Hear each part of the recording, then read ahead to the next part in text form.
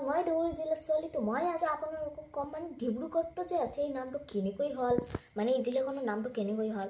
তো যেতিয়া প্ৰথম অৱস্থাত আহোমসকলে এই অসমত আহিছিল, তেতিয়া তেওঁলোকে নিজৰ মানে এই ৰাজ্যখন বহুত ডাঙৰ কৰিবলৈ বিচাৰিছিল, মানে অসমটোক বৰ অসম কৰিবলৈ বিচাৰিছিল। তো তেতিয়া বহুতো ৰজা মানি ল'ব নিবিচাৰিছিল আৰু বহুতো ৰজা মানি লৈছিল তেওঁলোকৰ মানে তলতীয়া ৰজা হ'বলৈ। কিন্তু এই যিসকল ৰজা মানি ল'ব নিবিচাৰিছিল তেওঁলোকৰ মাজত আছিল এই চুতীয়া যে আছে, এই চুতীয়া ৰজাজন। আৰু তেতিয়া এই চুতীয়া ৰজা মানে এই চুতীয়াসকলৰ ৰজা আছিল নীতিপাল আৰু আহোমসকলৰ ৰজা আছিল চুহুংমুং।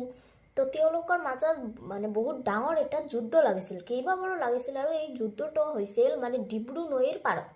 তো আৰু শেষত যিটো যুদ্ধ হৈছিল, এই যুদ্ধটোত মানে আহোমসকলে জয়ী হ'বলৈ মানে বহুত ডাঙৰ এটা গড় বনাইছিল আৰু সেই গড়ৰ জৰিয়তে তেওঁলোকে মানে জয়ী হৈছিল।